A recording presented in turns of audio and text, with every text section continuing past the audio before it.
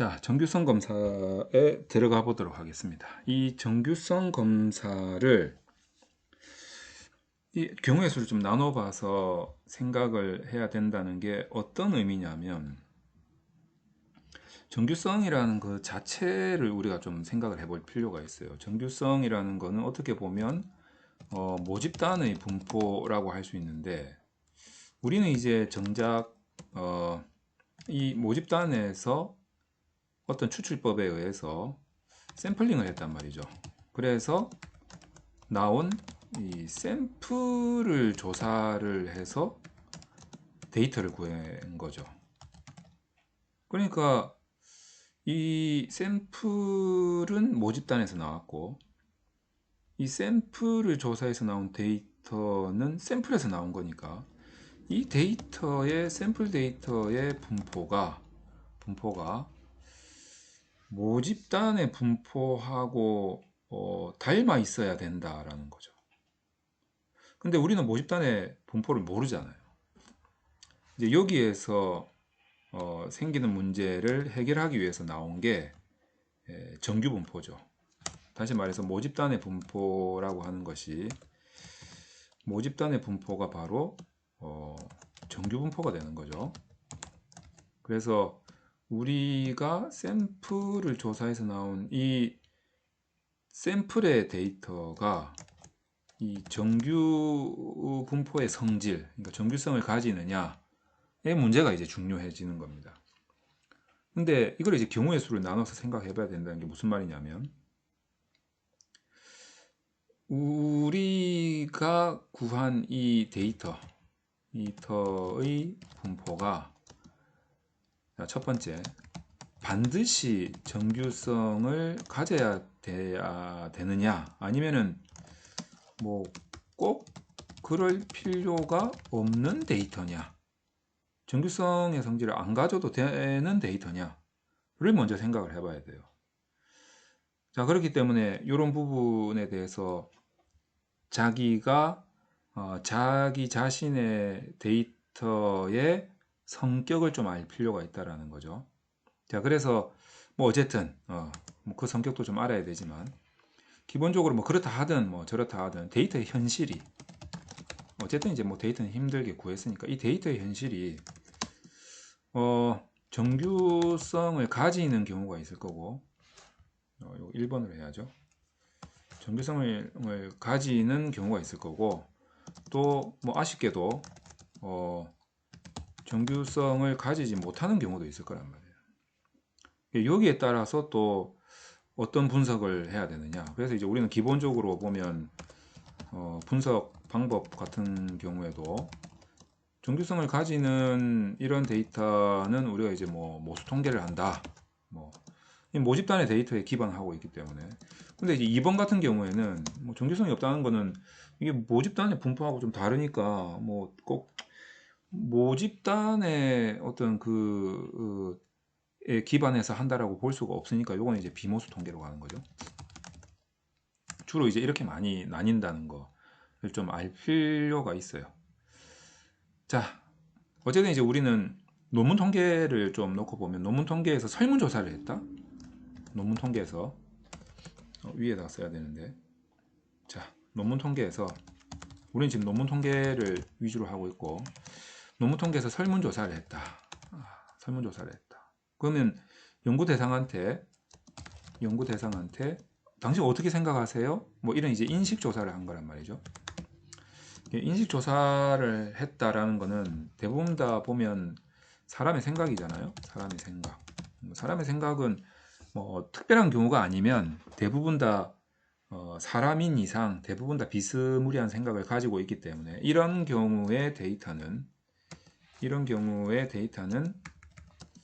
정규성을 가져야 되는 경우가 많죠. 그렇기 때문에 우리는 이제 대부분 논문 통계에서는 설문조사를 했다 치면 대부분 사람 생각을 묻는 걸 많이 하기 때문에 정규성 검사를 많이 하게 됩니다.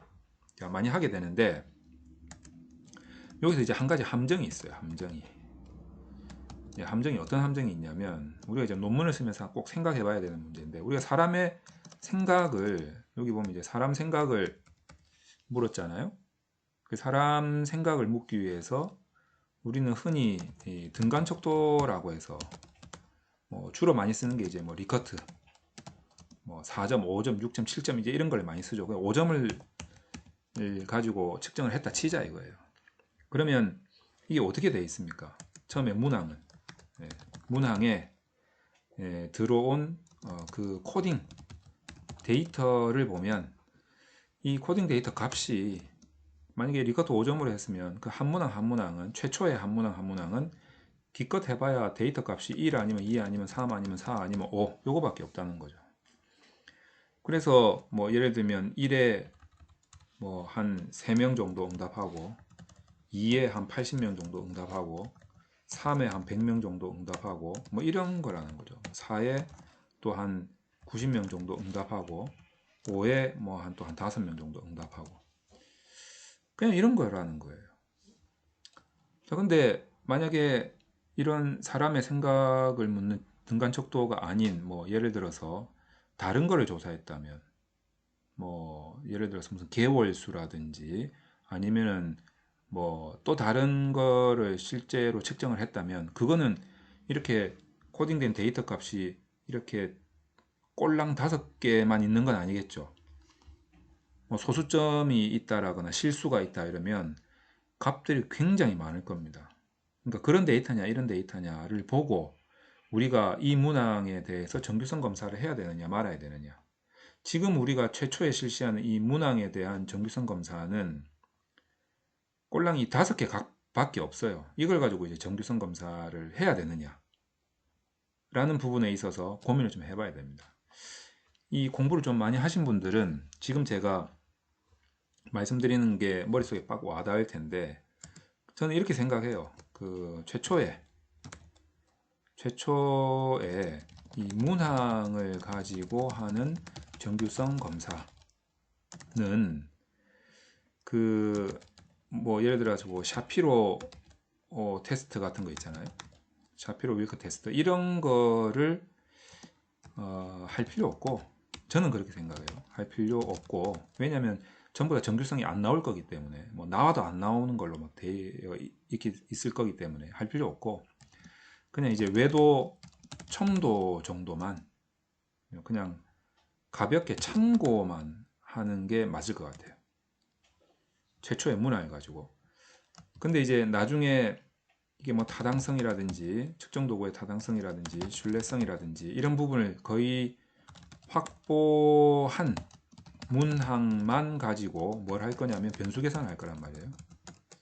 변수 계산을 해서 차원을 감소시킬 건데 이렇게 변수 계산을 하게 되면 대부분 평균값이 나온단 말이에요. 대부분 평균으로 하죠. 그리고 뭐 합산으로 한다고 해도 점수 범위가 되게 넓어질 거란 말이에요.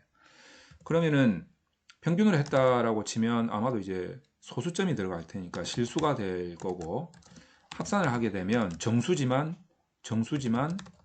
점수의 범위가 넓을 거란 말이에요. 그러니까 이렇게 되면 최초의 문항은 데이터 값이 꼴랑 5개밖에 없지만 변수 계산이 돼서 차원 감소가 되고 난 후, 다시 말해서 요인 분석이나 신뢰도 분석 이후에 차원이 감소되어서 만들어진 그 주요 변수는 이렇게 실수나 점수 범위가 넓은 정수가 될 것이기 때문에 정규성 검사를 할 만하단 말이죠. 그래서 정규성 검사를 할 만한 형태의 데이터가 되었을 때 이 제대로 된 이상치가 나오고 이걸 제거했을 때 다시 정규성이 확보될 가능성이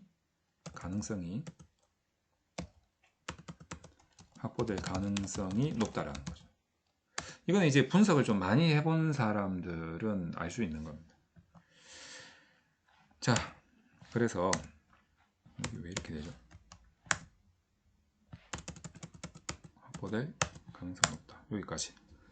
자, 그래서 이제 이런 부분을 좀 알고 지금 정규성 검사를 한번 해보도록 하겠습니다. 자, 우선 이제 정규성 검사를 하기 위해서는 패키지가 필요한데 어떤 패키지가 필요하냐면 모멘츠라는 패키지가 필요합니다. 자, 그래서 이제 얘를 인스톨을 해야 되겠죠. 인스톨 점 패키지, 자, moments.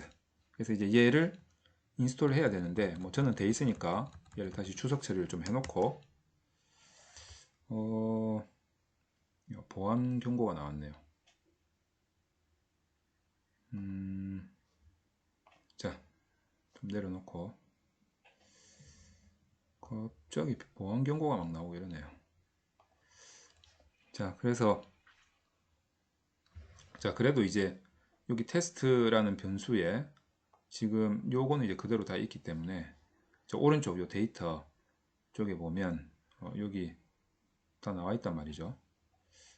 자, 그렇기 때문에 계속 진행을 할 수 있습니다. 자, 그래서 얘는 이제 주석 처리 해놓고 등록을 하죠. 자, 그래서 얘를 불러오고 그런 다음에 정규성 검사를 해야죠. 그래서 그 모멘트라는 패키지를 이용을 해서 외도하고 첨도를 한번 살펴보도록 하겠습니다.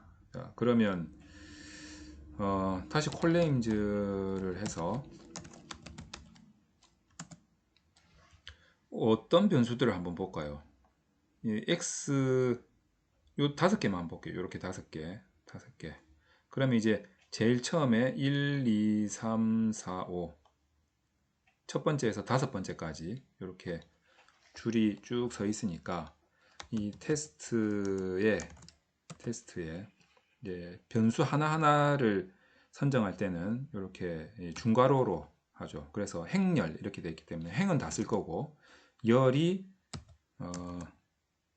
묶어서 1에서 5번째까지. 자, 이렇게. 그러면 이 문법이 이렇게 5개를 의미하게 되는 겁니다. 자, 그래서 얘네들 5개를 가지고 5개들 중에서 결칙치는 빼고, 결칙치가 혹시 있다면 결칙치는 빼고 얘네들을 자 스큐니스를 구할 거란 말이죠. 이 스큐니스 함수는 이 모멘트라는 패키지에서 허락되는 함수죠. 그 다음에 똑같이 얘를 복사를 해가지고 코트시스도 볼 거기 때문에 똑같이 복사를 해서 코트시스를 보도록 하겠습니다. 자, 그러면 첨도를 자, 이렇게 하는데 얘를 좀 보기 편하게 일단 얘는 sk라고 이렇게 함수에 묻고 코트시스는 kt 꼭 그 이동통신회사 2군데를 말하는 것 같죠? 자, 얘 2개를 일단 실행을 시켜 보도록 하겠습니다. 자, 그러면 이제 오른쪽에 보면 value에 sk와 kt가 이렇게 2개가 나오죠. 자, 그러고 난 다음에 얘 2개를 묶을 거예요. 열로. 나중에 이제 표를 지금 만드는 거예요. 묶을 때 열로 묶으면 cbind죠. 컬럼 바인드. cbind 함수를 이용해 가지고 sk하고 kt를 묶을 거예요. 묶어 가지고 skkt라는 변수에다가 담을 겁니다. skkt. 자, 담아 가지고 이렇게 보면 이게 이제 소수점이 되게 많이 나올 거예요. 요걸 실행시키면 그냥 skkt 이렇게 보면 소수점이 밑에 보시면 여기 보면 소수점이 되게 많이 나온단 말이죠. 이 소수점을 한 3자리 정도로 잘라서 보고 싶다 이러면 이제 라운드 함수를 쓰는 거죠. round skkt 라운드 함수를 써서 보면 소수점 3자리로 봐야 되니까 콤마하고 소수점 3자리 이렇게 해서 보면 이렇게 소수점 3자리로 볼 수가 있습니다. 근데 보면 이제 우리가 이제 기준을 어떻게 잡아야 되느냐 이게 중요한데 만약에 외도 스큐니스 외도를 뭐 절대값 2로 보고 첨도를 절대값 뭐 4로 보겠다. 4보다 작아야 된다. 뭐 이런 기준을 만약에 세웠다면 지금 XA5번이 좀 문제가 되죠. 첨도가 기준을 벗어나기 때문에. 자, 요런 것들을 가지고 우리가 이제 정규성을 확인을 할 수 있는데, 중요한 거는 제가 여기서 설명드렸다시피 최초의 문항을 가지고 하는 정규성 검사는 우리가 뭐 샤피로 테스트 정도까지 할 필요는 없을 것 같아요. 이건 제 생각입니다. 물론 이제 뭐 생각을 다르게 하는 사람이 있을 수 있어요. 근데 이제 논문 통계 분석을 많이 해본 경험에 의하면, 우리가 이제 뭐 등간 척도 같은 이렇게 값이 몇 개밖에 없는 1, 2, 3, 4, 5, 기껏 해봐야 뭐 1, 2, 3, 4, 5, 뭐 1, 2, 3, 4, 5, 6, 뭐 7, 요 정도밖에 없는 이런 등간 척도를 많이 사용한 논문 통계에서는 최초에 이 문항에 대한 정규성 검사에서는 너무 정교하게 할 필요가 정교하게 할 수도 없고 정교하게 할 필요도 없다라고 생각이 들어요. 그래서 최초에 이 문항에 대해서는 그냥 외도 첨도를 간단하게 참고만 하고 넘어가는 걸로 하는 게 좋지 않겠나. 그리고 좀 정교하게 보는 거는 타당성하고 신뢰성을 확보한, 그래서 이제 변수 계산이 되고 난 다음에 차원이 감소되어서 생성된 그 주요 변수를 가지고는 좀 정교하게 할 필요가 있어요. 왜냐하면 거기는 실수 내지는 점수 범위가 클 거기 때문에 정규성 검사가 제대로 될 거고 이상치도 제대로 좀 발견이 될 거기 때문이죠. 자, 그래서 정규성 검사는 이제 문항에 대한 정규성 검사는 이 정도 차원에서 그냥 검토만 하고 넘어가는 그 정도가 적당하다, 이렇게 말씀을 드리고, 요 다음 시간에는 이제 변수 계산이 된 그 주요 변수의 데이터를 가지고 정규성 검사에서 외도 첨도도 보고 샤피로 테스트도 보고 그 다음에 그래프도 좀 그려서 보고, 그리고 나서 이상치도 제거하는 방법을 한번 다뤄보도록 하겠습니다.